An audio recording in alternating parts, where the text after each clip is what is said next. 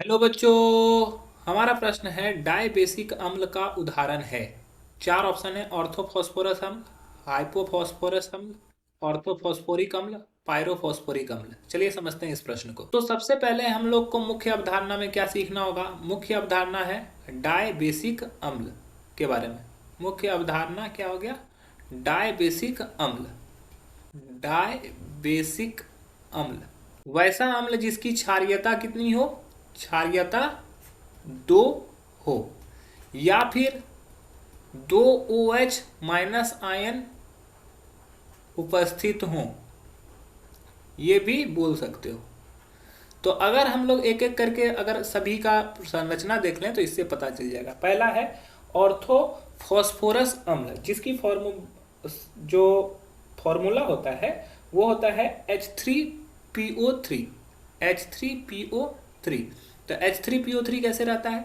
ये P हमारा, ये O, ये OH, OH और ये H, H3PO3 इस तरह से रहता है।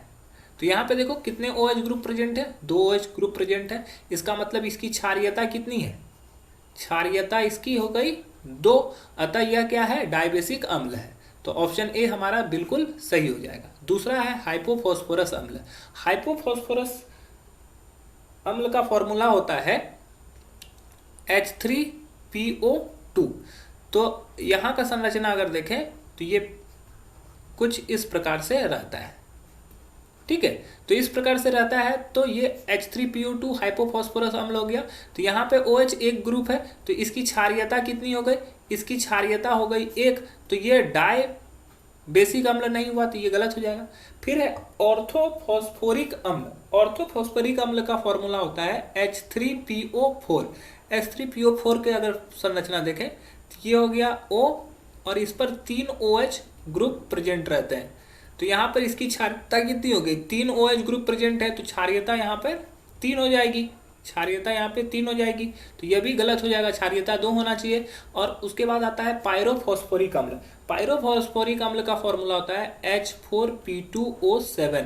जहाँ पर क्या होता है, ये इस तरह से रहता है। ये 2 फॉस्फोरस जो है ऑक्सीजन से जुड़े रहते हैं, और ये दोनों फॉस्फोरस ऑक्सीजन से जुड़ जाते हैं, जबकि दोनों पर एक एक OH ग्रुप प्रेजेंट रहता है।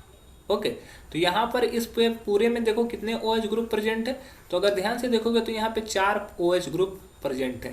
तो इसकी क्षारीयता कितनी हो जाएगी? इसकी क्षारीयता 4 हो जाएगी। तो ये भी हमारा गलत उत्तर हो जाएगा। तो हमारा जो सही उत्तर है वो हो जाएगा ऑप्शन ए, ऑर्थोफॉस्फोरस अम्ल, जिसकी संरचना सूत्र और जिसका फॉर्मूला जो होता है H3PO3 होता है। आशा है कि यह प्रश्न आपको समझ में आया होगा। धन्यवाद।